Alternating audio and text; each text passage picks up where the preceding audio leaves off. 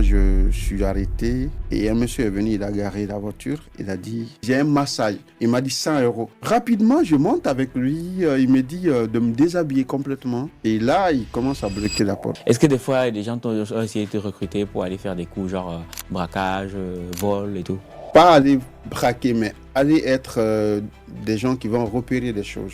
C'est-à-dire, il y avait beaucoup d'amis qui vendaient de la drogue et qui disaient souvent, man, allez, au lieu d'aller nettoyer les merdes des gens, pourquoi ne pas avoir facilement de l'argent ici? Tu as eu des amis qui sont décédés. Est-ce que toi, tu as frôlé la mort personnellement? À plusieurs reprises. Là où on devrait être embarqué, on nous a mis dans un état, mais c'était impossible de respirer. On met en haut des moutons qui sont en haut. Non. Et on prend des couverts qu'on met sur nous. Et il y a des caca, des pistes, des trucs, non. N'importe quoi. Donc, on nous a mis en dessous. Est-ce qu'il y a eu des personnes très influentes qui ont essayé de faire que tu sois en situation précaire, utiliser ton image pour essayer de rajouter des couleurs à leur image? Plume d'élite, le programme des éditions Argent Livre qui transforme votre rêve en réalité. En 28 jours, nous vous accompagnons pour écrire votre livre, puis nous assurons l'édition et la communication. Rejoignez-nous et partagez votre histoire avec le monde. Rendez-vous sur argentlivre.com. C'est quoi le plus difficile lorsqu'on se retrouve en Europe, noir, sans papier, SDF? C'est qu'on est au plus bas niveau de l'échelle. C'est ce qui est. C'est que tout ce qu'on nous chante en matière de loi, en matière de privilèges de l'Europe, on se voit au plus bas niveau de la vie. Et ce n'est pas que les Blancs, que ce soit les frères noirs, les afro-descendants, que ce soit les Blancs, tout le monde essaye de te fuir ou bien de t'utiliser. De te fuir ou bien comment on utilise quelqu'un qui est sans papier, SDF et tout? Comment on l'utilise? Je prends deux exemples. Oui.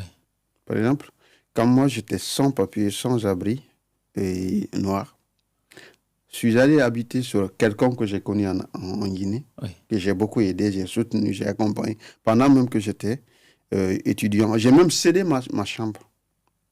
Et celui-là, je vais chez lui, je vois que je suis utilisé comme, disons, boy de maison. C'est-à-dire, même quand il finit de se laver, c'est à moi d'aller essuyer, nettoyer, tout. Non. Et nettoyer la maison, préparer tout ce qu'il mange, tout. Et avec tout ça, ce qui m'a choqué, un jour, il me donne un coup de pied. Non. Et moi, c'est... Franchement, si on veut atteindre ma dignité, il ne faut vraiment pas du tout s'amuser à faire ça. Il m'a donné un coup de pied en me disant, lève-toi, tu te fous rien, tu es là couché seulement.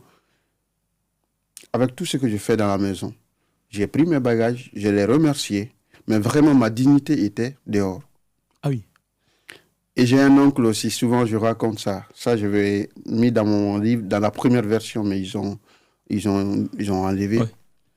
Et mon père, c'est-à-dire, c'est l'ami de mon père, je l'appelle au téléphone comme quoi je veux aller juste déposer mon sac là de temps en temps pour aller me laver. Non, je paye l'eau, c'est pas facile. Quand on vous dit de rester en Afrique là-bas, vous ne comprenez pas. Et moi, j'ai des enfants, c'est pas possible. J'ai les papiers, il m'appelle. Tu peux venir rester à la maison, hein. Et puis surtout, t'es pas marié, tes cousines sont là. Et donc, si vous mariez entre vous, j'avais dans ma tête pour lui dire, va te faire foutre. Parce que si je partais vivre chez lui en ce moment, peut-être les allocations et autres, j'en ferais partie. D'accord. Et je payerais quelque chose. J'avais un grand aussi, un vieux père ivoirien. Je l'appelle, je dis, je vais aller juste déposer mon sac. Il m'appelle, je lui dis, OK, il n'y a pas de problème, viens. Parce qu'il déménageait. On a fait tout le sale boulot. C'est-à-dire, quand je dis le sale, on a déménagé au 4e étage, tous ses bagages. Et 2 jours après, il me dit que sa copine lui dit qu'elle est gênée parce que le fait que je suis là. Et donc, voilà. S'il est désolé, je ne peux pas rester dans son canapé chaque jour. Donc, c'était pour m'utiliser, c'était juste pour son déménagement là, parce qu'il n'avait pas à me payer. Et quand on déménage, il dit, bon, allez, mon frère, tu vas rester là, il n'y a pas de souci, hein. C'est ainsi, tu vas te coucher, t'inquiète pas. Et quand son boulot était fini, c'était fini. En ce qui concerne les Européens, quand je prends les Toubabs, moi j'ai travaillé, je faisais autostop à Uzer. Je suis arrêté Déjà, c'est en Belgique. Oui, pour aller travailler. Ça, c'est à Bruxelles. C'est un coin très connu où les Africains s'arrêtent pour faire autostop, les sans-abri, pour aller travailler et revenir. Je travaille pour des gens. Tu finis de travailler, ils ne te payent pas. Ils prennent des... C'est pourquoi tout ce qu'on nous chante là-bas en Afrique, je dis aux frères, attention, hein, quand on est au bas de l'échelle, avec tout ce qu'on vient de dire là, c'est haut niveau. Parce que SDF est différent. J'ai vu des gens qui sont SDF qui ont des papiers. Parce qu'ils ont eu des soucis avec leur épouse, ou bien soit ils ont été cassés par quelque chose, ou bien ils n'ont pas de boulot, ils sont dehors. Mais ils ont leurs papiers. Ils ont les papiers. J'ai vu même aussi des policiers qui sont déguisés dans cet état, SDF, parce qu'ils sont en train de contrôler. Je me suis beaucoup, c'est-à-dire j'ai partagé ma couette avec quelqu'un plusieurs fois. Après, 2 ans plus tard, je l'ai vu, il était devant la police habillé. Non. Il m'a vu, il a rigolé. Mais parce qu'il voulait arrêter quelqu'un en face. Ah, c'était de l'espionnage, quoi. Oui. C'était vraiment ça. Et j'ai vu des gens dehors, je ne comprenais pas vraiment, quoi. Chaque fois, ils envoyaient des nourritures, beaucoup de choses. Ils nous envoyaient pour nous donner. Et on dormait ensemble là-bas. Après la journée, on ne le voit pas. Oh, il ne travaille pas ni rien, mais il dort avec nous. Donc, il y a vraiment toute une vie, quand on est SDF, il y a vraiment toute une vie dehors. Ah ouais. Donc, j'ai vu des gens qui nous déplaçaient, des dames, avec ce propos purement raciste-là que les Africains ont le gros truc. Ils nous invitent, on vient, on travaille, on finit de travailler. Après, ils nous demandent encore de faire l'amour avec. Ah oui, donc c'est pas un mythe, quoi. Oui. Donc, du coup, on te dit, je te paye. Pour la petite histoire, un jour, moi, je suis arrêté. Ce jour-là, j'avais porté un pantalon très serré. Et un monsieur est venu, il a garé la voiture. Il a dit, j'ai un ramassage. Non, il a dit, j'ai un massage. Mais tellement que moi, j'étais... Ce jour-là, j'avais besoin d'argent. Je pensais que c'est ramassage. Ramassage. Ah, mais ça passe même pas dans ton cerveau que ça puisse être les grands qui étaient là, les colocs, il a dit, non, je veux le petit. Il m'a pris dans sa voiture. J'étais très heureux. Et il m'a dit, ramassage pour une journée. Il m'a dit 100 €. Or, moi, j'avais fait plus d'1 an, je n'avais jamais eu 100 € à main. Wow. J'ai dit, maman, monsieur, je suis monté. Alors, on tourne autour des hôtels. Je ne comprenais pas. On s'arrête devant un hôtel. Il monte, il fait la réservation, il revient. Il dit, tu n'as pas de carte? Il dit, non, je me suis déjà occupé. T'inquiète. Je viens. Il dit, c'est ici que vous vivez? Rapidement, je monte avec lui. Il me dit de me déshabiller complètement et de lui donner des massages. Je dis, mais c'est ça, ramassage? Il dit, non, monsieur, j'ai dit massage. Je dis, mais monsieur, je n'ai pas compris. Et il dit, ben, comme on est là, je te paye alors 200 € pour 1 heure. Je dis, désolé, monsieur. Ce n'est pas mon travail, ça. Et là, il commence à bloquer la porte. Je dis, n'oubliez pas, hein, je suis ceinture noire. Je dis donc, soit nous deux, on sort le cadavre de quelqu'un ici. Ouais. Et si vous voulez tester, je dis, on fait tout de suite la Kemto, vous allez voir. Je suis petit, mais ne vous abusez pas. Et là, il commence à me dorloter. Je fais 250, 300. Je dis, non, monsieur. Après, je tape à la porte. Il y a les voisins, ceux qui étaient à côté, se sont plaints en bas. Et puis, ils sont venus, ils ont ouvert. Et puis, je suis sorti. Wow. Je vous dis, il y a tellement de systèmes, que ce soit noir, que ce soit blanc. Tout le monde essaye de t'utiliser quand tu es dans cet état-là. Parce qu'ils pensent qu'on est en besoin de quelque chose. C'est-à-dire survivre. Et qui dit survivre, c'est vraiment manger, avoir le ventre rempli. Et moi, heureusement, j'ai eu toujours le coup de marteau, toujours dans ma tête, c'est-à-dire avec les propos de ma maman qui me dit, il faut te nourrir de ce qui est sain. Ce qui est sain ne te nourrit jamais de ce qui est malsain. Et c'est pourquoi même dans les centres, je n'ai jamais accepté les poulets plongés dans de l'eau chaude qu'on nous servait. Je travaillais dans le sang, je sortais, je partais travailler toujours. Et quand je suis sans abri, je n'ai jamais accepté d'aller. Je n'en veux pas à ceux qui le font. Mais moi, c'était ma conviction. Je n'ai jamais voulu les pains qu'on venait distribuer aux sans-abri le matin. Je n'ai jamais voulu ça. Je voulais toujours me nourrir de ma sueur, de ce que je gagne à travers ma sueur. Et dans mes propos, même après ma sortie chez Guillaume Play, il y en a qui disaient, mais alors, ceux qui font des entreprises, qui vendent des trucs, ne travaillent pas avec le sueur. Mais les gens ne comprennent pas. C'est purement psychologique dans la tête. Quand on dit la sueur, ce n'est pas que vraiment ce qui est physique ici. Il faut tout simplement se nourrir de ce qui est sain. Wow. Mais je vous dis, quand on est dans cet état-là, mon frère, il y a des choses qui se passent, c'est inimaginable. Ici, en Europe, quand on franchit ces étapes-là. Wow. Et est-ce que, moi, je vais un peu creuser. Est-ce que des fois, des gens ont essayé de te recruter pour aller faire des coups, genre braquage, vol et tout? Ça ne m'est pas arrivé, mais il y a eu des gens, pas aller braquer, mais aller être des gens qui vont repérer des choses. C'est-à-dire s'arrêter dans les coins, s'il y a la police un qui guetteur, vient. quoi. Oui, un guetteur, voilà. Merci pour le mot. Être un guetteur, parce qu'ils n'étaient pas dans les plans. Je connais des gars qui ont été comme ça recrutés, et une seule nuit, ils se sont fait 500 balles. Wow. Après, ils sont venus nous dire, man, c'est bon, hein, c'est très cool. Et j'ai vu des gars comme ça, qui se sont plusieurs fois fait... Il y en a même, il a fait 3 coups à la fois, après il est parti directement en Allemagne, il a quitté la Belgique, parce que apparemment ça a bien marché pour lui. Moi, on ne m'a pas fait la proposition, mais même si on m'aurait fait, ma dignité ne me permettrait pas, franchement, d'aller franchement faire cela. En tout cas, je me dis toujours que j'ai connu pire avant d'arriver en Europe. Ouais. Et je suis en train de vivre quelque chose aujourd'hui. Mais chaque jour, je me suis dit, demain, peut-être, il y a de l'espoir. Et je ne dois pas gâcher ma vie, peut-être, pour ce qu'eux, ils appellent une grande opportunité.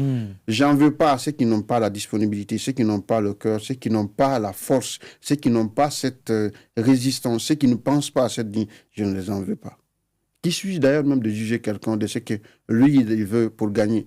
Parce qu'on m'a même proposé de vendre de la drogue. Ça même depuis que j'étais dans le centre. On m'a proposé, j'avais beaucoup d'amis qui vendaient de la drogue et qui disaient souvent, man, au lieu d'aller nettoyer les merdes des gens, pourquoi ne pas avoir facilement de l'argent ici? En plus, tu fais rien, tu prends juste quelque chose là, tu déposes à son niveau et puis c'est fini. On te paie après. Mais tu sais quand même ce qu'il y a dedans. Donc, j'ai jamais voulu. Il y a eu des amis qui m'ont dit, souvent même, ils m'appelaient, en Libye, professeur, parce que j'étais tout le temps avec les carnets en train de noter, et même quand j'étais sans abri aussi en train de noter. Et quand j'étais au centre, vu que je partais chaque fois prier, revenir, on me fait, ah, lui, c'est un wahhabiste, donc il ne faut pas lui parler, il va commencer ses conseils à la con, et puis... Donc, il y avait tout cela, mais je me dis que ce n'est pas la religion qui fait que je suis comme ça. J'ai eu une maman, et partout où je vais, j'ai ces paroles dans ma tête. Et je ne dois pas vraiment... Et je sais que ces paroles-là, c'est parce que, oui, les parents peuvent conseiller un enfant. C'est pourquoi on dit que même les cons vieillissent. C'est pas parce que... Voilà, il ne faut pas parce qu'on est vieux qu'on est... Ouais, qu'on est forcément sage. Ouais, il y a des gens qui peuvent te raconter n'importe quoi. Donc, tu peux avoir des parents qui te racontent n'importe quoi. Bien sûr. Mais un parent qui te raconte des choses, et puis tu vois aussi les faits, je pense qu'il faut s'accrocher. C'est très important. Je te rejoins tout à fait. Et pour continuer un peu dans la lancée d'utiliser des personnes qui sont en situation précaire, je préfère le dire comme ça, est-ce que, je ne sais pas si tu vas en parler, est-ce qu'il y a eu des personnes très influentes qui ont essayé d'utiliser peut-être le fait que tu sois en situation précaire, utiliser ton image pour essayer de rajouter des couleurs à leur image? Le grand buzz, j'ai commencé à voir ça depuis la Libye, quand on était en prison. Ouais. Les gens qui viennent avec des visites guidées pour interviewer les gens. Et là, ce jour-là, ceux qui avaient des balles dans les cuisses, tout, on les a mis dans une autre cellule.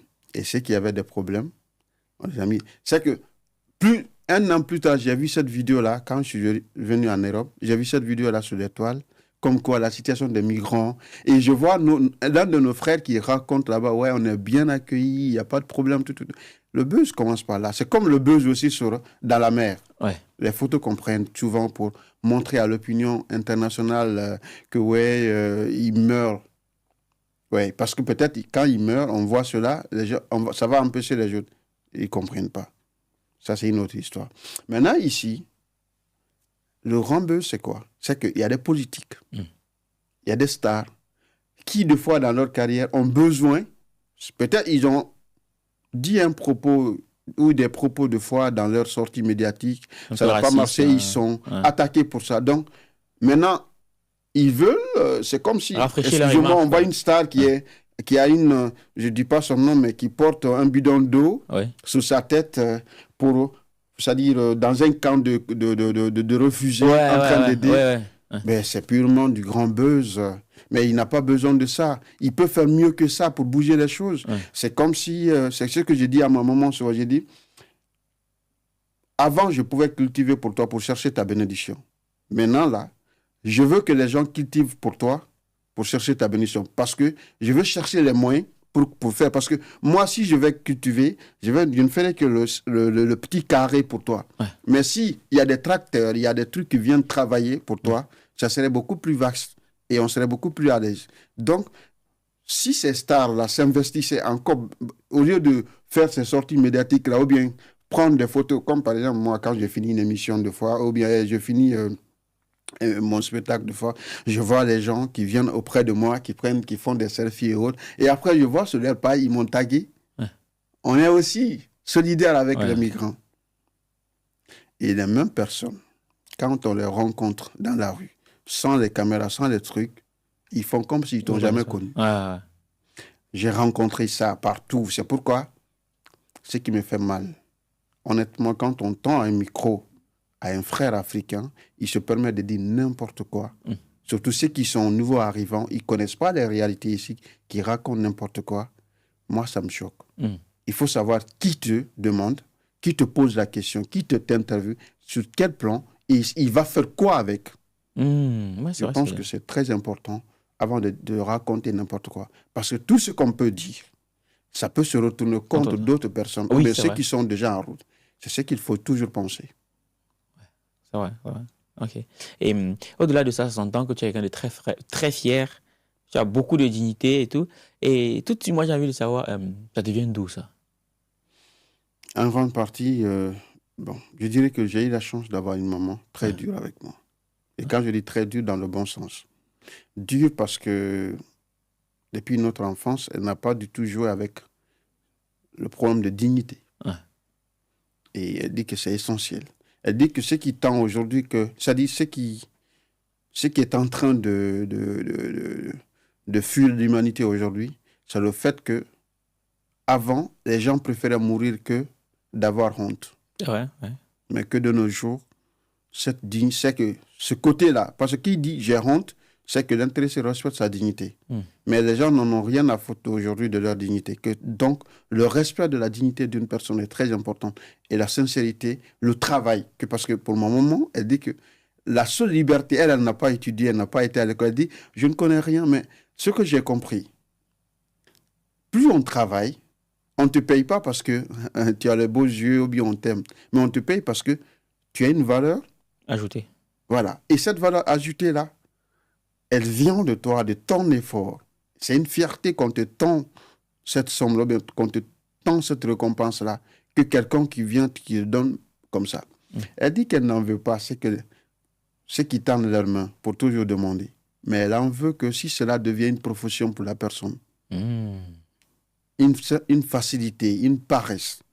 Et là, c'est dangereux. Et nous, elle était très dure. Je prends deux exemples. Souvent, quand nous, on courait pour aller à la toilette, maman nous disait, arrête, c'est ton corps. C'est toi qui dois contrôler ton envie, pas ton envie qui te contrôle. Sinon, tu seras un super violeur un jour. Et là, tu marches doucement, tu pars. Et on la voyait souvent, quand il y avait les étrangers, ils donnaient de quoi manger à tout le monde à chaque fois. On dit, mais c'est quoi ça? Et nous, tu privilèges les gens là plus que nous? Elle dit oui. Parce que j'ai entendu un curier, c'est-à-dire un prêtre qui disait que l'étranger est roi. Ouais, c'est même ce qu'on dit chez nous. Et je ne sais pas, mais je sais que vous allez voyager un jour. Si tel est le cas, peut-être que la vie, qui sait, vous allez rencontrer aussi des gens. Et c'est... Disons en un mot, c'est tout ce qui m'anime, quoi. C'est que à un moment donné, quand je me retrouve avec des drogués, ou bien en face de l'alcool et beaucoup d'autres choses, il y a des coups de marteau psychologiques, c'est-à-dire tout ce que ma maman m'a dit qui me rattrape, que je vois au fur et il y a cette vie que je compare aux d'autres personnes qui n'ont pas ça, qui n'ont pas eu cette chance-là. Parce que c'est ce que je disais même ce matin, je parlais avec un monsieur super gentil. Et je dis que la première chance qu'on peut avoir, c'est avoir des parents c'est-à-dire qui respecte un certain nombre de valeurs. Si on n'a pas ça, c'est pas forcément dit qu'on est perdu. Mais vouloir rattraper tout ça seul, ça va prendre du temps. Ouais. Mais si on a cette chance-là, déjà qu'on a ce départ, c'est très important. Tu parles beaucoup de ta mère. Et je t'entends très peu parler de ton père parce que j'ai suivi tes émissions. Où est-ce qu'il en est? Je ne parle pas beaucoup de mon papa et je n'aime pas parler honnêtement parce que souvent, il y a beaucoup qui me disent quand tu parles de ton papa, on a l'impression de voir ton papa. Et c'est vrai que aussi, je ressemble beaucoup à mon papa et souvent, parler trop de mon papa, c'est disons un peu c'est-à-dire de parler de moi, c'est ce que les gens disent souvent. Ah ouais. Et donc, c'est pourquoi, dans les émissions et autres, j'évite franchement de parler beaucoup de lui. Parce que ceux qui l'ont connu me disent, quand ta maman te voit chaque fois à la télé, elle a les larmes parce qu'elle dit qu'elle voit son mari. Ah, ok. Donc, c'est pourquoi je ne rentre pas trop de détails sur ça. Et je m'en excuse si je ne rentre pas. Parce que je ne veux pas parler de moi, en fait, devant vous, quoi. Ok. D'accord. Ça marche. En tout cas, bonjour ma personne personnelle. J'espère que tu vas bien, qu'il t'arrivera des choses bien. Tu l'auras bien compris. Nouvel épisode, nouveau décor, mais surtout, nouvel invité. Aujourd'hui, on reçoit Franck Kourouma. C'est bien ça, Franck Kourouma, qui est d'origine malinké. Oui. Malinké, j'ai un peu révisé. Donc, aujourd'hui, on reçoit Franck Kourouma d'origine malinké, qui bien sûr, les malinqués sont dans plusieurs pays en Afrique, mais en l'occurrence la Guinée, d'origine guinéenne. Un peu comme beaucoup d'autres Guinéens que vous connaissez très certainement. Je pense ici à l'ami et au frère Karamo Sangaré, Black M aussi, qui est d'origine guinéenne. Oui. Je pense qu'il y en a d'autres, mais j'oublie le nom. Ok, Fanta Condé aussi. C'est une amie aussi qui est très influente sur les réseaux sociaux. Bref, et sachant que tu as un parcours assez atypique, sachant que tu as fait le trajet de la Guinée jusqu'à l'Italie en 9 mois, tu as été vendu comme esclave en Libye. Tu as plusieurs fois côtoyé la mort. Voilà. Justement, il y a plusieurs questions en rapport avec la mort que je vais te poser tout à l'heure. Et sachant que tu as été vendu en Libye, l'équivalent c'est 200 € à cette époque-là. Oui, parce que c'est 900 dinars. 900 dinars, oui. 200 €. Ah ouais, quand même. 200 €, j'imagine. Bref, on en reparlera tout à l'heure. Et donc, tu arrives en Europe par bateau. Oui. Voilà, tu l'expliques très bien. Tu as suivi plusieurs émissions dans lesquelles on a fouillé tout ça. Et justement, aujourd'hui, tu es marié, père de 3 enfants. Ouais. Et au-delà de ça, tu es auteur d'un nouveau livre. L'une des raisons pour lesquelles on fait venir aujourd'hui Franck, c'est Notre Soleil par les côtes du Maghreb. Justement, il faudra que tu nous en dises un peu plus par rapport au titre. Pourquoi on va choisir ce titre-là? Et sachant que l'histoire de ce livre, à la base, il faisait 800 pages. Et tu l'as écrit lorsque tu étais encore sans domicile fixe. Oui. C'est bien ça? Oui. Ok. Et donc, est-ce qu'il y a autre chose que tu aimerais préciser? Parce que très souvent, on t'enferme dans la case de migrants clandestins. Très souvent, on t'enferme dans ça. Moi, aujourd'hui, Franck, c'est qui Franck aujourd'hui? Comme tu viens de le dire, un papa qui essaye de ne pas se servir de son passé pour... C'est-à-dire, pour inculquer quelque chose dans l'éducation de ses enfants qui peuvent les rendre un peu plus méfiants ou bien dangereux. Parce que tous ceux qui m'ont fait du mal, j'ai dit que le monde ne se résume pas à ces gens-là. Et surtout, on était dans un système. Tout comme ici aussi, il y a un système. Il y a des bons, il y a des mauvais. Donc, j'ai eu la malchance de rencontrer d'abord les mauvais et après plus tard, les bons. Donc, je fais en sorte que mon éducation et l'éducation et celle de mes enfants soient équilibrées. Et surtout, ils ne sont pas prêts. Et puis, je me dis souvent, ils ne sont pas victimes de tout ce que moi j'ai connu. Donc, et ça doit être peut-être du positif que je dois leur partager. Ils doivent apprendre après peut-être ce que papa a vécu. Peut-être ça va leur durcir autrement. Mais c'est ce Franck Kourouma aujourd'hui soucieux qui veut étudier et qui veut garder sa liberté. Et c'est parce que ma liberté, c'est quoi? Le fait que je travaille. La première fois que j'ai eu la paix du cœur ici, c'est quand j'ai eu mon travail, j'ai signé mon contrat indéterminé. C'est en ce moment. Parce que souvent, les gens disent, j'ai les papiers. C'était pas moi, ma liberté.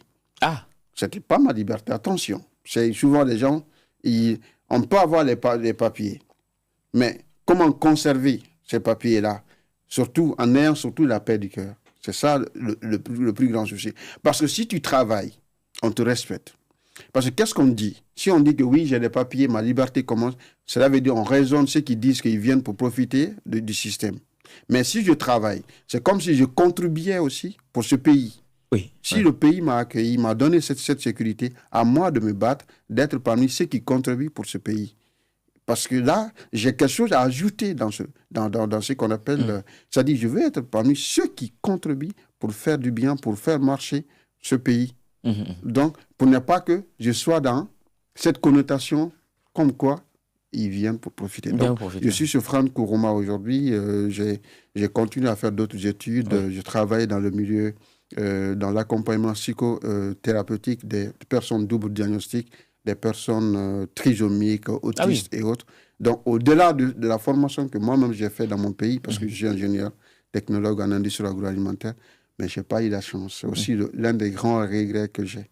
Donc, voilà ce que je suis en petit mot. De manière résumée. Tout à fait. Donc, bon l'équipe, je rappelle, peut-être il n'est pas précisé avant, c'est que si vous nous découvrez aujourd'hui, moi je suis Valère Bélias de la maison d'édition des éditions Argent Livre, et en parallèle de tout ça, on s'est donné pour mission de mettre en avant les auteurs qui font bouger les lignes, de mettre en avant les auteurs qui écrivent pour impacter. C'est d'ailleurs la raison pour laquelle on reçoit aujourd'hui Franck Kourouma. Franck Kourouma sur le podcast de l'écrivain. Parce qu'on s'est rendu compte, malheureusement, que dans la communauté, on a très peu de médias qui mettent en avant les écrivains, tu vois. Et donc, on a pris ce combat-là à bras le corps. On s'est dit, OK, on va créer le podcast de l'écrivain avec les moyens qu'on a pour permettre aux écrivains qui ont le courage de s'exprimer sur des sujets aussi sensibles que celui que tu abordes, de voir dans quelle mesure mettre en avant ce qu'ils partagent. Donc, voilà. Donc, si jamais vous êtes auteur-écrivain ou que vous estimez que vous avez une expérience qui mérite d'être connue dans le but d'apporter de la valeur aux autres, de leur permettre de devenir meilleur, on vous laisse un numéro juste en dessous, +33 624 58 90 74, ou alors on met un lien dans le premier commentaire de la vidéo ou en description. Vous cliquez dessus, vous renseignez vos informations, et si votre profil correspond à ce que nous recherchons, si votre profil correspond à ce qu'on souhaite mettre en avant, proposer à nos auditeurs, on se fera un plaisir de revenir vers vous pour organiser tout ça. Et au-delà de ça, si vous avez déjà écrit, si vous souhaitez écrire, on a une maison d'édition, un programme qui est là pour vous servir. Bref, on vous met tout dans le premier commentaire de la vidéo. Maintenant que tout ceci est dit, on va tout de suite revenir avec Franck. Je vais te poser une question qu'on t'a sans doute jamais posée. C'était ça mon plus gros challenge, étant donné que tu as fait plusieurs médias. C'était de trouver des questions sur lesquelles tu ne t'es peut-être jamais exprimé. Tu vois? Et selon toi, après la mort, qu'est-ce qu'il y a? Bon, vu que je ne peux pas répondre pour ceux qui n'ont pas cette foi, en tant que croyant, je dirais que d'abord, il y a le paradis, il y a l'enfer, et il y a toute une série de gammes de choses dont on a vu dans le livre saint. C'est vrai que, comme on le dit souvent, je n'ai pas été là-bas d'abord. Je n'ai pas causé avec celui qui a été là-bas. Je sais quand même qu'on nous a... C'est-à-dire, il y a eu des paroles saintes qui nous sont parvenues. Et vu que je suis croyant, je crois à tout ce qu'il raconte. Mais par contre, je fais attention d'abord à ce que je suis envers les autres. Parce que même dans les livres saints, même dans les paroles saintes, il est dit que tout ce qu'on fait à autrui, surtout du mal, personne ne pardonnera. Aucun Dieu ne pardonnera cela si la personne ne pardonne pas. Pour moi, d'abord, le paradis, l'enfer et quoi que ce soit dans la vie, tout ce que je fais attention à ce que c'est-à-dire à ce que je fais envers les autres. Parce que je me dis que pour toute religion, pour toute foi, pour toute croyance, pour moi, c'est le central. Je dois éviter, c'est-à-dire de faire du mal à mon prochain. Parce que si lui ne me pardonne pas, que je prie, je parle à la Mecque, je fais quoi que ce soit, cela reste et demeure pour toujours. Donc, je pense que pour moi, au-delà de tout ce qu'on dit de la mort et autres, et je me dis aussi qu'on vient dans la main des gens. On part dans la main des gens. Tout à fait, tout à fait.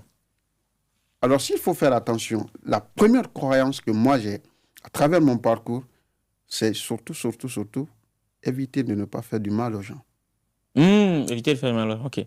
Donc, pour la mort, pour tous ceux qui doivent suivre après, en tant que croyant, avec tout ce qu'on nous rapporte, je m'abstiens de trop détailler par rapport à cela. Et si on rentre dans les débats philosophiques aussi, je peux m'aventurer dans plusieurs choses. Mais attention.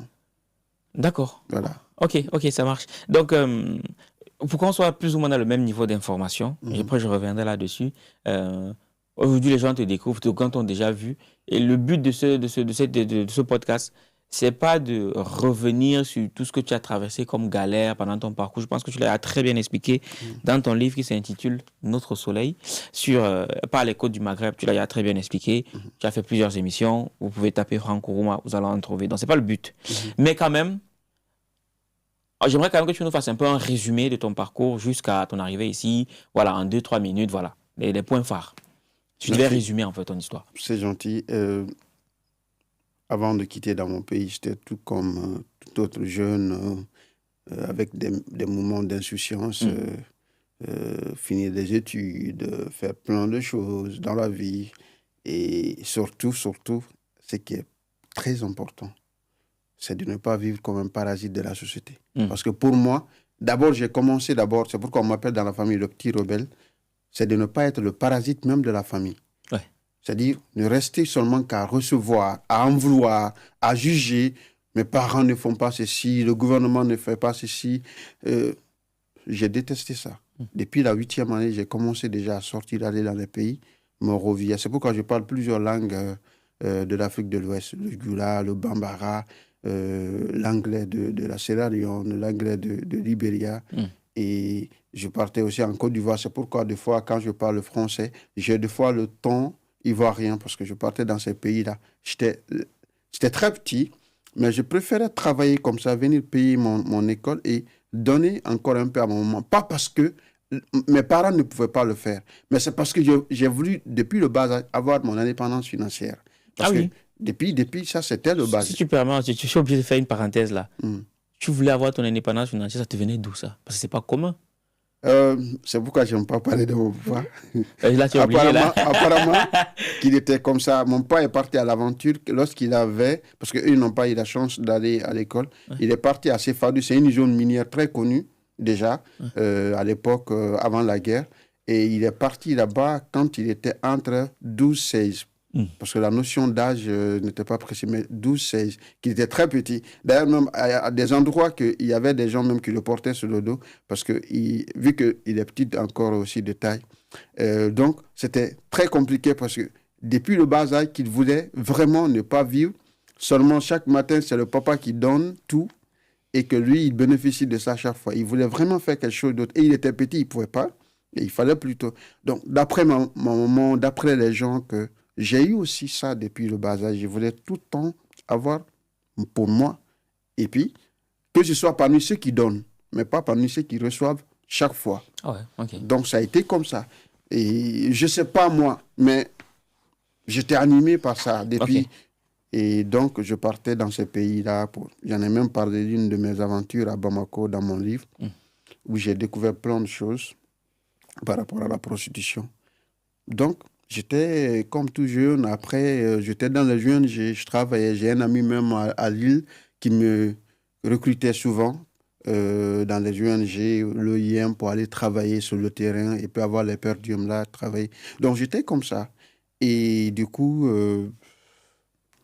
je pense que depuis le lycée, depuis le collège d'abord, j'étais toujours devant les manifestations, à la tête des manifestations. Ça, on me connaît déjà. J'étais le seul élève qui prenait la parole au micro pour dénoncer un certain nombre de choses. Donc ça veut dire que tu es juste dans la continuité aujourd'hui de ce que tu as fait par le passé. Donc ça a fait bouger beaucoup de choses. Parce que moi, je disais, nous allons passer là. Mais il faut que nous pensions à ceux qui vont venir. Ben, si nous fermons les yeux sur certaines choses dans les milieux scolaires, nos frères qui vont venir, ça va pas marcher. Et c'est comme ça que je me suis à la fois fait une renommée, mais en même temps, je me suis mis dans les dangers. Parce que là, ça n'arrangeait pas beaucoup de gens. Et là, ça a continué au collège. J'ai créé le plus grand scandale scolaire par rapport à un détournement. Au lycée, même chose. À l'université, j'ai conduit la plus grande manifestation où j'étais le porte-parole.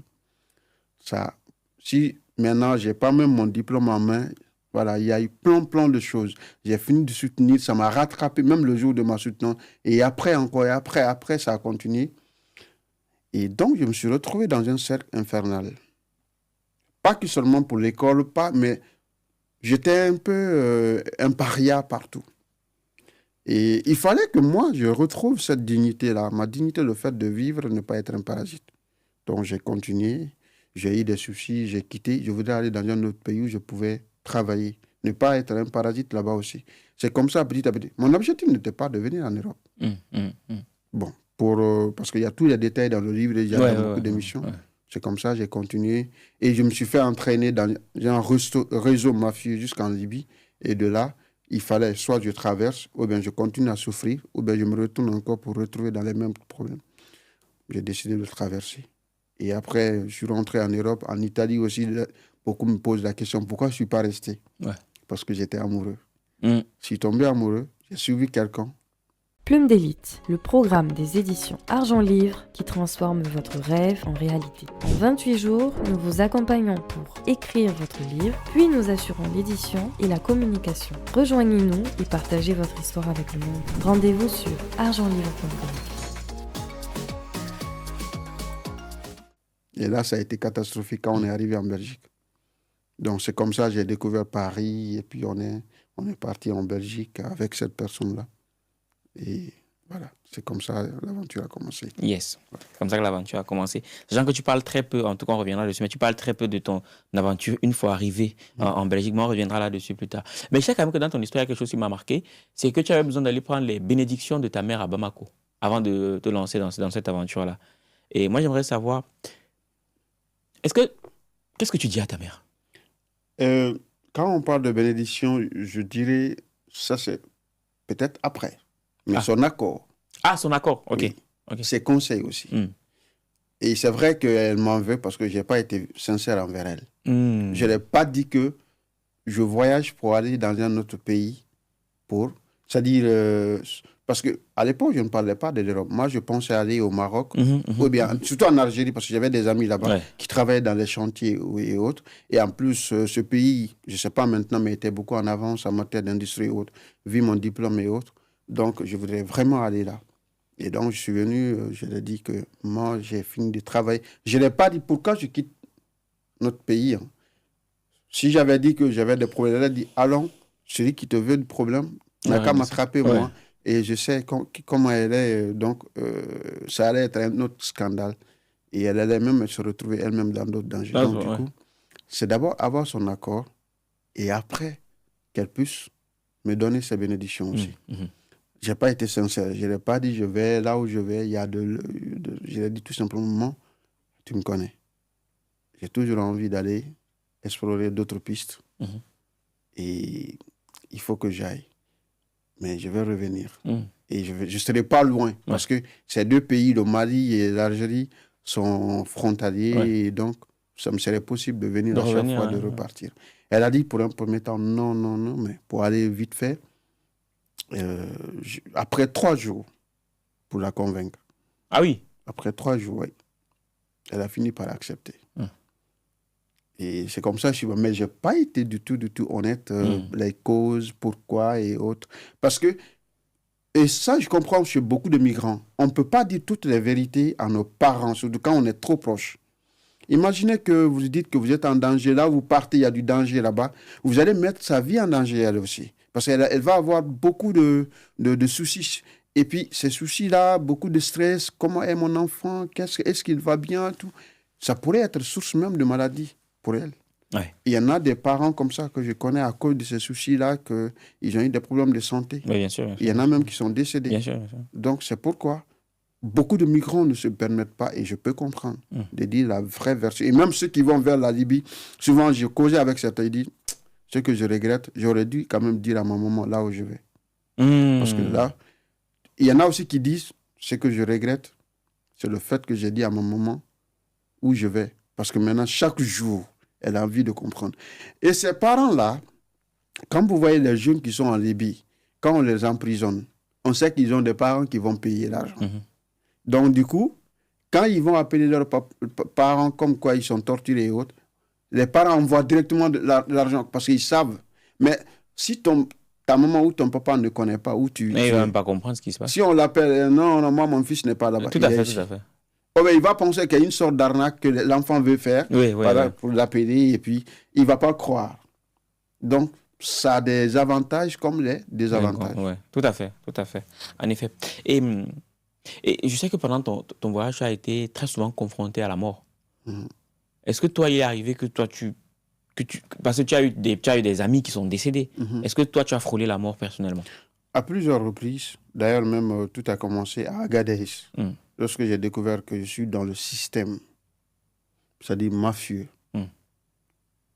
On nous a embarqués dans ces pick-up avec les bois comme ça. Ouais, il fallait s'asseoir. Et moi, je somnolais, j'ai failli tomber. Et quand tu tombes... On te laisse là. On a rencontré même des gens dans le désert qui étaient morts. Et puis on les a mis dans le sable. Bon, il n'y en avait pas de téléphone pour prendre leurs photos. On les a couverts un peu ou bien le visage. On enlève nos vestes, on met dessus, on met quelque chose. Il y a plein de gens comme ça. C'est que le problème, on parle que ce qui se passe dans la mer parce qu'il y a des drones partout. Oui, qui peuvent filmer. Surveillent. Mais sur le désert, il n'y en a pas. Il y a des coins, il n'y a pas de drone. Tu ne verras rien. Et du coup, les morts sur le désert, moi, je dirais que c'est d'abord plus que... Parce que le nombre... Tu peux voir un convoi de 20 voitures, par exemple, qui partent, avec plus de 200 personnes. Mais le nombre qui rentre, c'est peu. Parce qu'il y a des pick-up qui sont... C'est-à-dire qui sont attaqués par des rois du désert. Et les gens sont abandonnés sur le désert. Ils tuent les chauffeurs, ils prennent la voiture. Et vous êtes abandonnés. Et souvent, même, personne ne rentre. Donc, il y a tellement de choses comme ça. Donc, ça a commencé par là.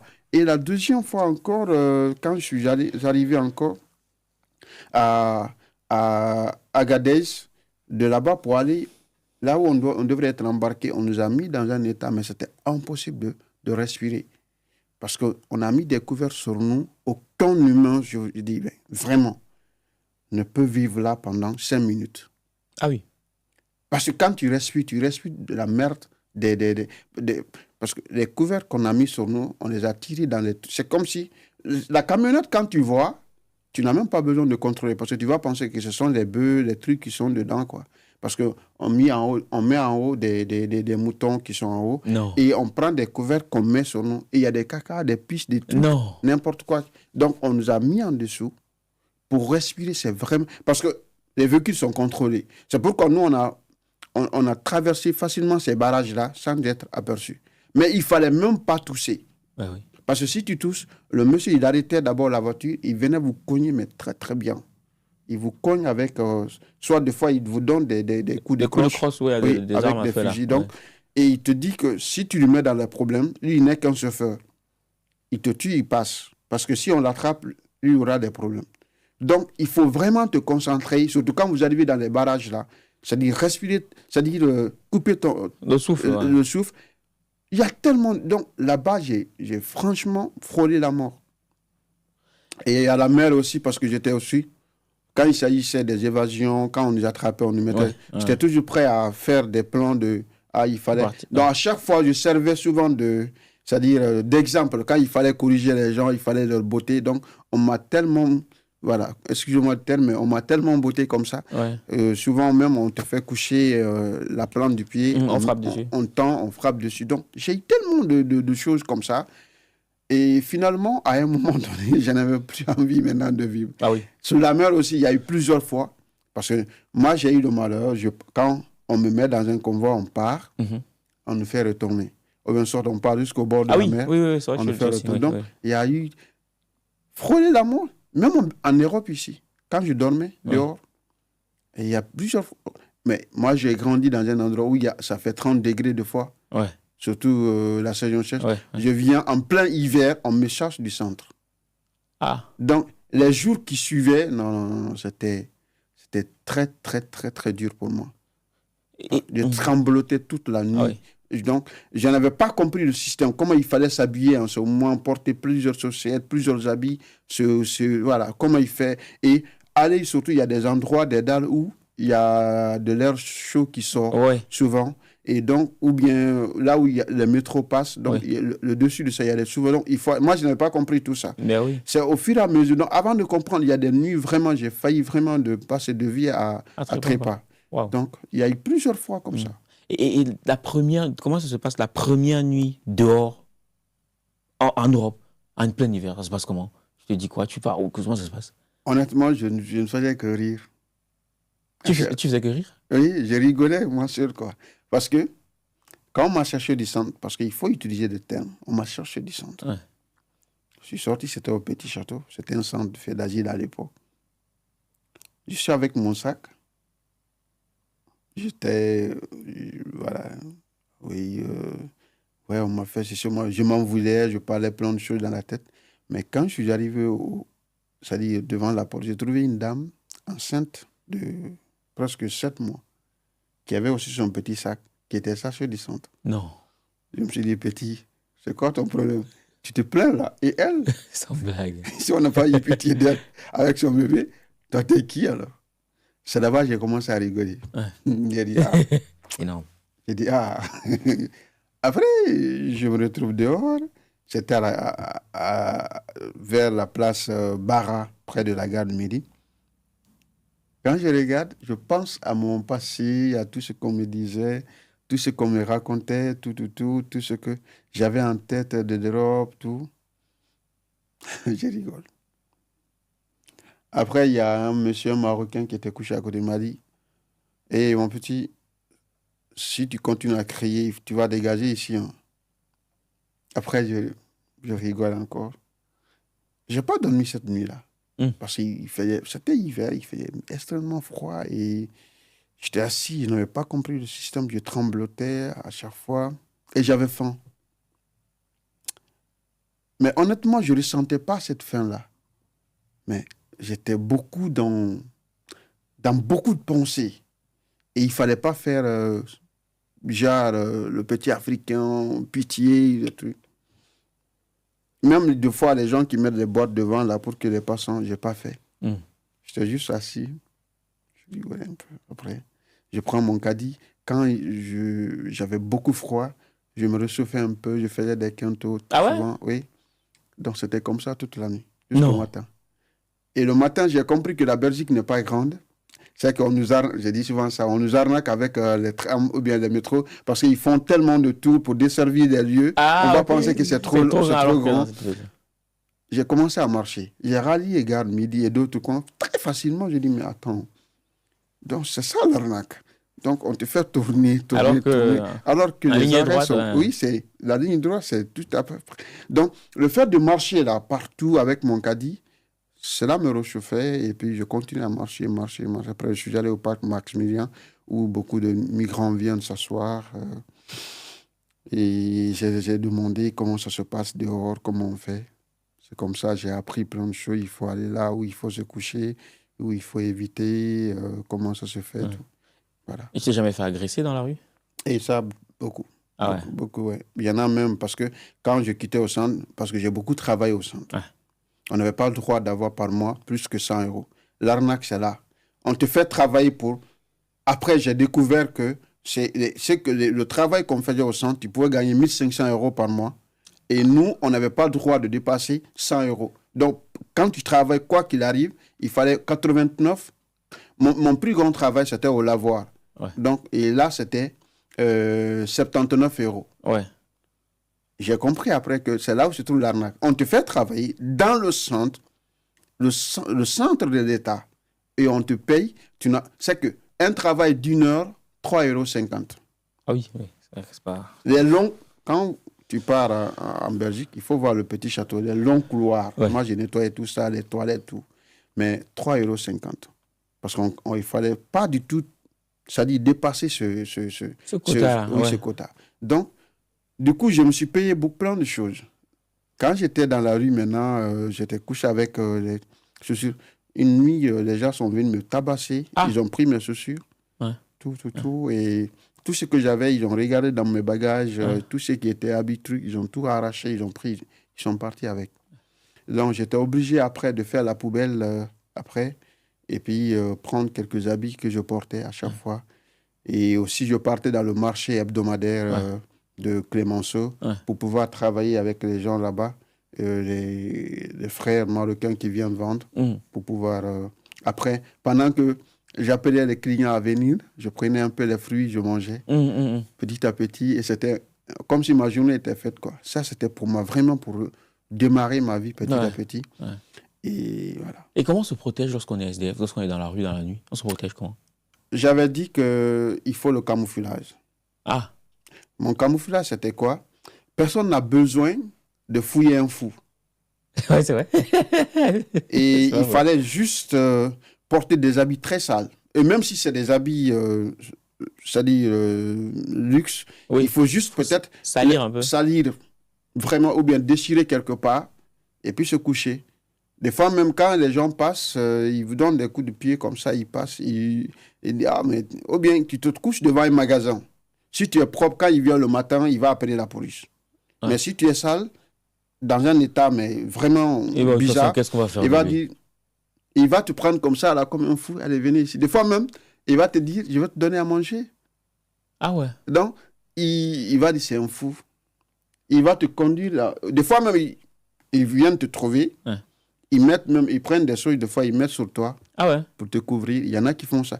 Qui ont beaucoup pitié des fous. Des fous plutôt qu'une personne normale. Des personnes, oui, normales. Donc, du coup, il fallait le camoufler. Moi, j'ai vraiment eu ça en idée et ça m'a beaucoup aidé. Ouais.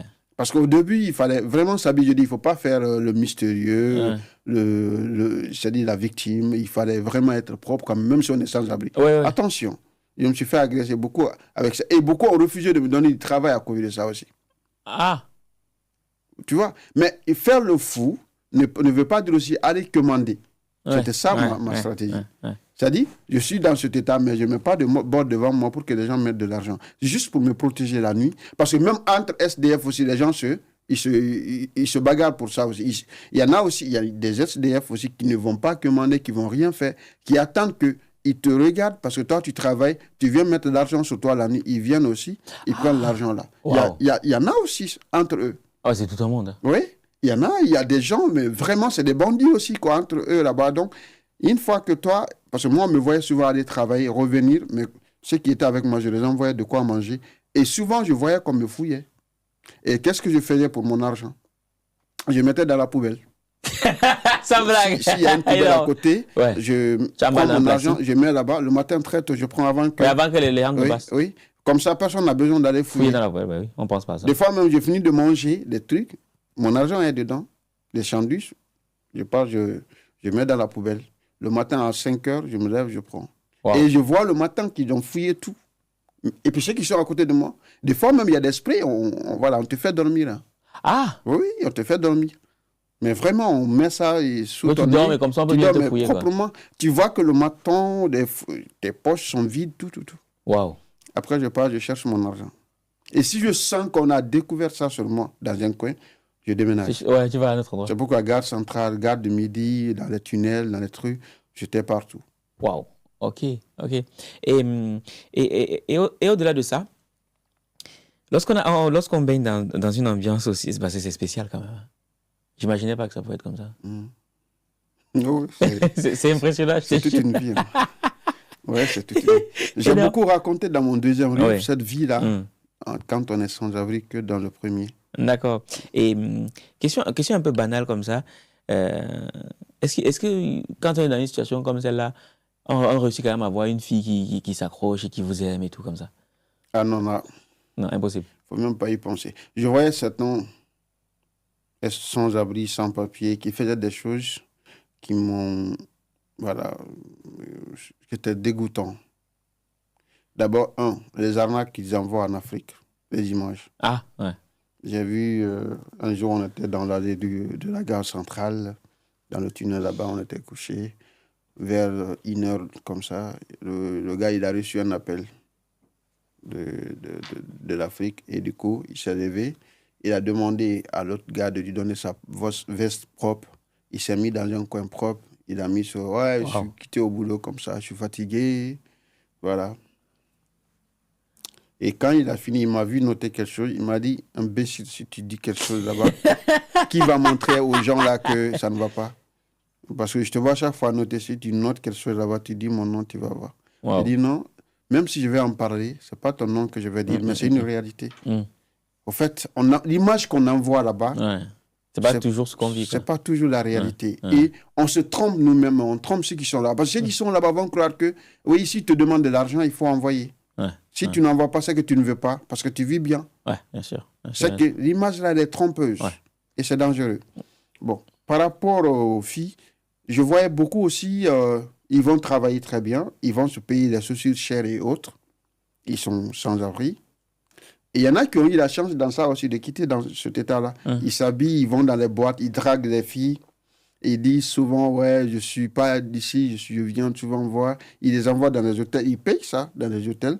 Et des fois même, ils vont travailler dans les hôtels là pour faire le ménage, tout. Après, ils disent, je vais venir avec ma copine, tu me laisses une nuit. Wow. Donc, les gars, ils viennent avec leur blanche, parce qu'il ne faut pas penser, il ne faut pas rêver, ce n'est pas nos sœurs africaines. Hein. Ouais. Déjà, d'abord, quand on parle de racistes, je n'en veux pas certains de nos sœurs. Mais franchement, quand on est dans cet état-là, je ne dis pas tout le monde, mais rare de nos sœurs qui... Ils vont même t'accorder, même quand tu demandes, je vais aller là, s'il te plaît, il faut me guider.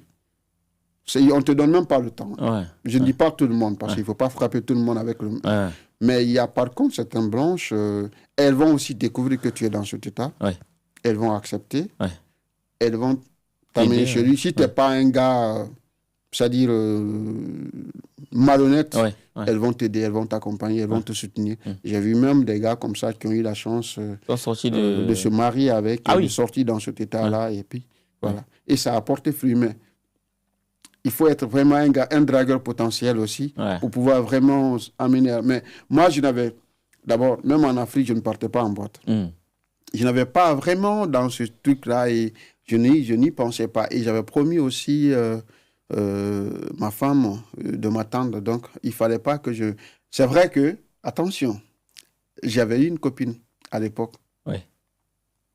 Parce qu'il ne faut pas tout dire, ouais, moi, je ne veux pas.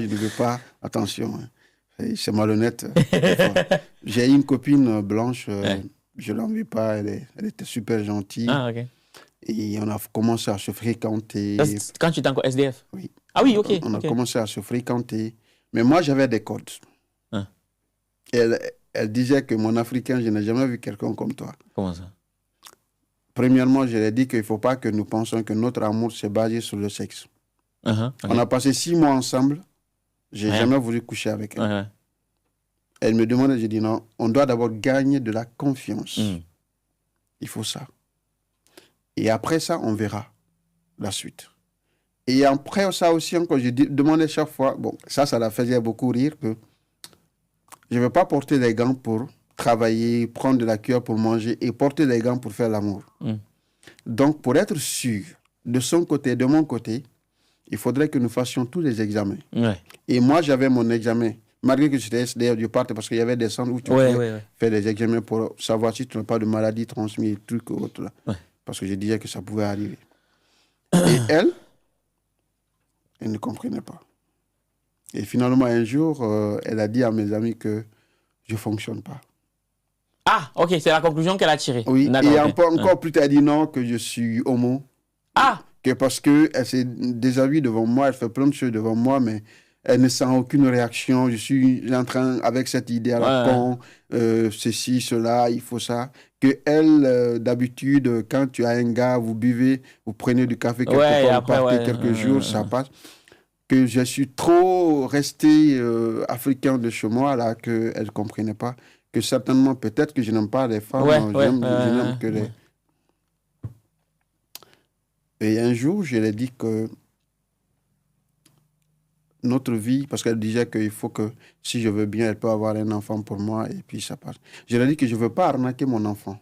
C'est-à-dire, je n'en veux pas. Je dis ça, moi. Je ne dis pas les autres. Je ne veux pas avoir un enfant parce que juste je voulais avoir du papier. Et après, me séparer avec sa maman. Parce que je ne suis pas prêt de vous dire toutes les vérités sur ma vie. Parce que la malhonnêteté dans le mariage, ça gâche tout après. Surtout, nos sœurs africaines, chapeau à elles, elles peuvent découvrir que tu as menti, tu as fait ceci, et puis construire leur vie avec. Je ne dis pas en général, mais il y a certaines. Mais les blanches, le plus souvent, quand elles découvrent que vraiment tout ce que tu l'as dit, c'est faux, après, ça peut vraiment l'empêcher de t'aimer comme il le faut. Et je peux comprendre, on a vécu autre chose là-bas, mais on ne peut pas tout leur dire aussi. Oui, on ne peut pas tout leur dire, on n'est pas prêt. Aussi, Et chaque fois dans cette vie-là, elle a envie toujours, parle-moi de toi. Et elle, non. Donc, toute cette problématique-là, je n'étais pas vraiment prêt pour me donner à fond tout ça. Donc, je l'ai fait asseoir, je l'ai fait comprendre, je l'ai dit la vérité. Elle a été très compréhensible, voilà. Parce qu'après, c'est parti très loin. Mes amis ont appris plein de choses, mais je ne l'en veux pas. Mais en tout cas, j'ai essayé. Voilà. Et jusqu'à présent, des fois, on se voit, elle dit, mon Africain, je vois pourquoi tu es raciste. Tu n'aimes que les Africains. Et c'est ce qu'elle me dit. Elle me dit finalement, qu'est-ce que les Africains ont que je n'ai pas? J'ai compris que tu n'aimes pas la peau blanche. J'ai dit non, c'est pas ça. J'ai des codes et je respecte ces codes-là. Je ne voudrais pas vraiment vous briser un jour parce que je n'étais pas prêt pour certaines choses. Et je ne voudrais pas non plus profiter avec vous. Je voudrais avoir mes papiers avec la sœur. Et j'avais des étapes. Et il fallait que je fasse ça seul. Ouais, en effet. Donc, voilà.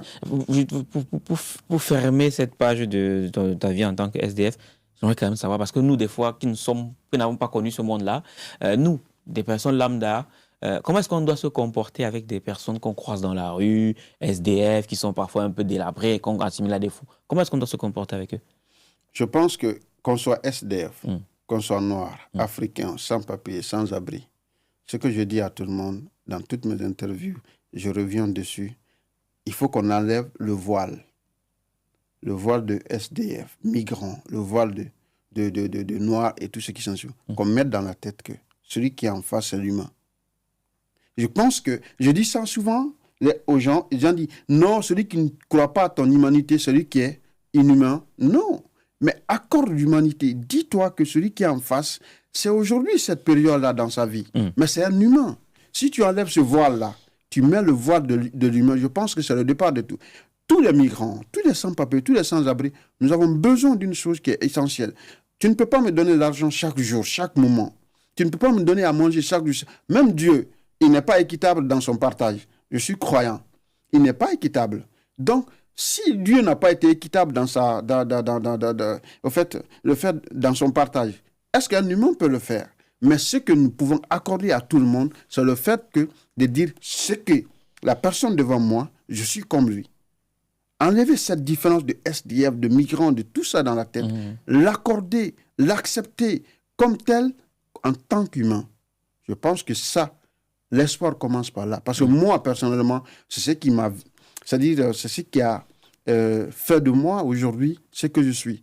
Si je me suis battu, c'est parce que j'ai rencontré des gens, un cercle d'amis qui ont vu en moi cet humain, qui ont accordé, qui ont accepté, qui ont compris et qui sont restés avec moi pour toujours.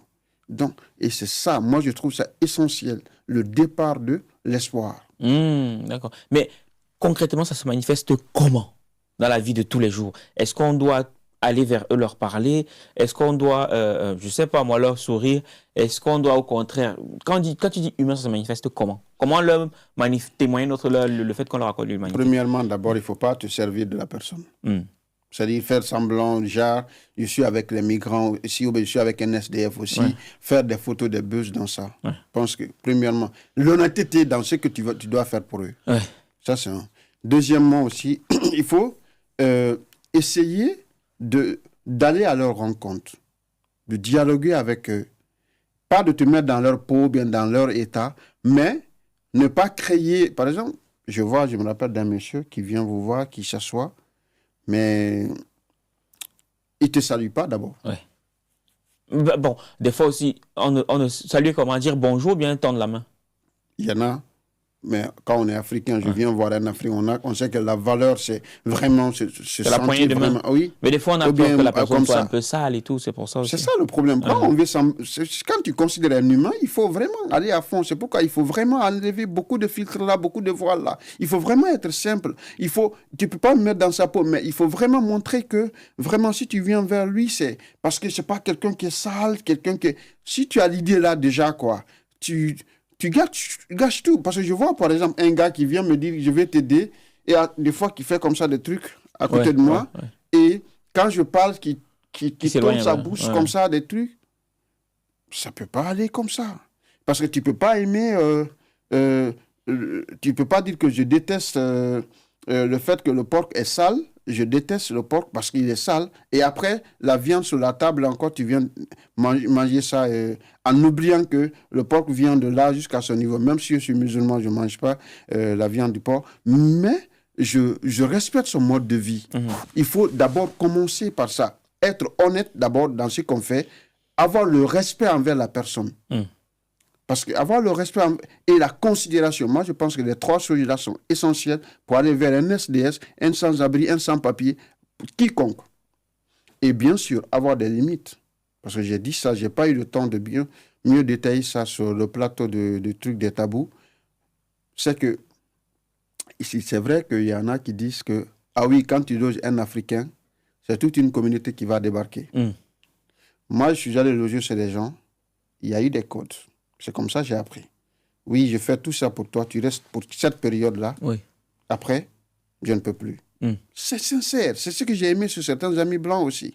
C'est ça. Je peux faire jusqu'à ce niveau, mais le reste, ça dépend de toi. Mais si quelqu'un vient, tu restes vague, tu dis rien, il déborde. Quelque part, la faute, elle est partagée.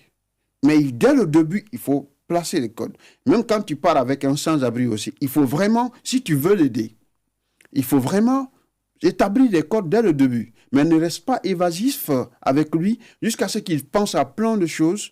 Et puis après, il commence à se décourager ou bien il commence à penser autrement. Je pense que c'est dangereux. Donc, pour ce qui est essentiel, pour considérer quelqu'un comme un humain, il faut être honnête dans ce qu'on fait envers lui.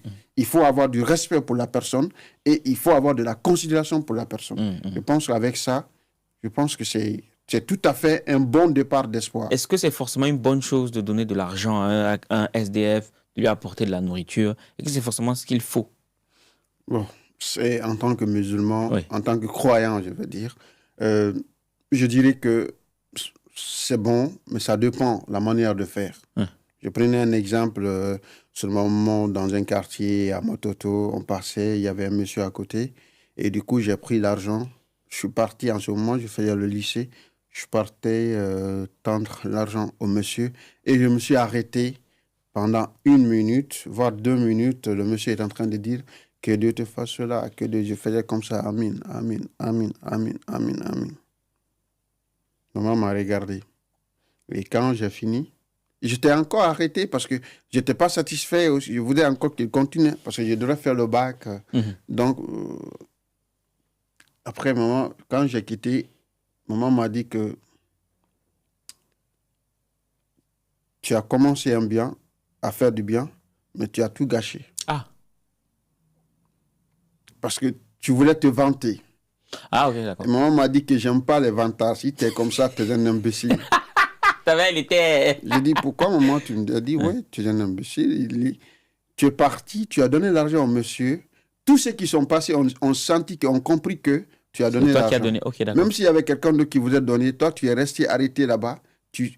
Alors, tu attendais que le monsieur fasse ta publicité à tout le monde, que le jeune là est gentil.